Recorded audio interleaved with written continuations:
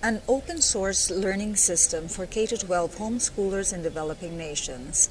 Hi, I'm Eliza Cornejo from St. John Bosco Parish, Makati, Philippines. Googling about the number of homeschoolers worldwide will lead you to hundreds, if not thousands, of current data and information that will show the rise in homeschooling learners worldwide. With this imminent reality, high demand for assessment platforms for K-12 homeschoolers is inevitable. The problem lies in the efficiency, validity, and quality of the assessment tools and platform that are being employed. Who are the people and what are the entities that can endorse the validity of learning in a homeschooling system? The main objective of my pursuit of a graduate program in distance education is to augment my experiential knowledge with academic knowledge on open and distance learning concepts, methods, and strategies for the purpose of developing a K-12 learning hub that can cater to the imminent paradigm shift in basic education from the 2.0 mode to education 3.0. The focus of most readings and references in open and distance learning are for higher education courses most of the time. Nevertheless, some data and information gleaned from these resources are very much applicable to K-12 education. The needs of homeschooled and about to homeschool learners, parents, and teachers that I wish to address are the following. The need for an online assessment portal that points to existing dependable and accredited online assessment sites that can gauge and monitor the learner's equivalency level in their required subjects. These assessment sites should be aligned with local or international standards achievement tests. Next is the need for a digital learning management hub that provides access to 1. Tried and tested learning platform system, 2. An academically curated e-library of online and offline multimedia content, and 3. A carefully cataloged listing of free online libraries and other academically accredited resources. Next is the need for an open knowledge design system that allows teachers, parents, and learners to customize a curriculum according to the learning capabilities of the student and congruently aligned with the preferred accrediting institution. Fourth is the need for an offline parallel system that can serve as a backup and an alternative learning delivery platform.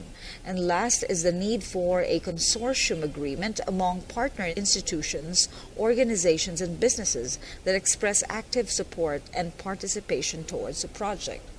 Similar to how important a source code is to creating computer programs, the underpinnings of this research function the same way.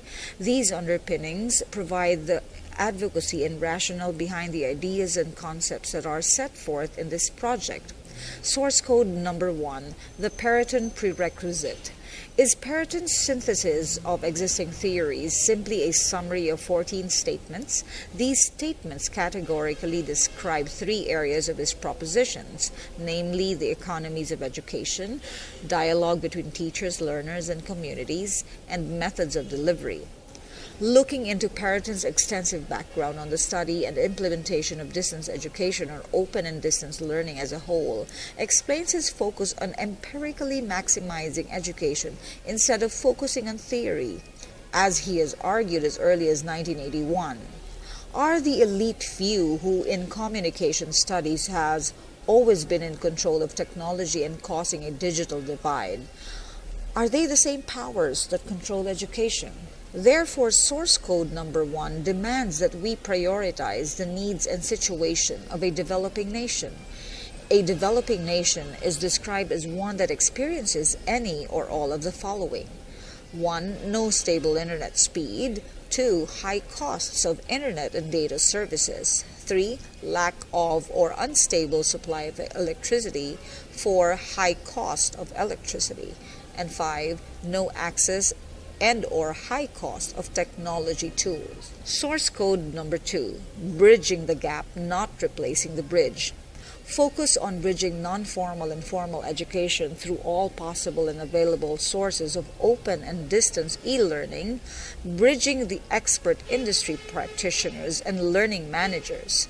This partnership will be tasked to develop assessment and equivalency tools that will serve as progressive benchmarks for K-12 homeschoolers. Source code number 3, the guide and curator. We all have heard about the teacher now being the guide on the side. However, there is another very important task that teachers are now faced with: curatorship. Being a curator of knowledge. Using existing online and offline resources, a teacher brings together crucial materials for the students, thus creating a sense out of the cluttered world of the internet. Source code number 4, constant change.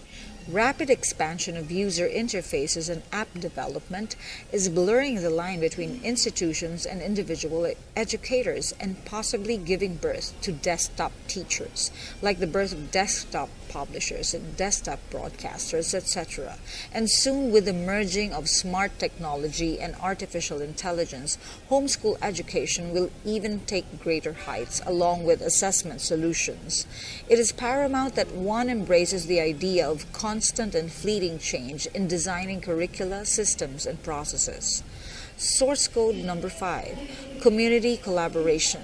Open source requires deep collaboration.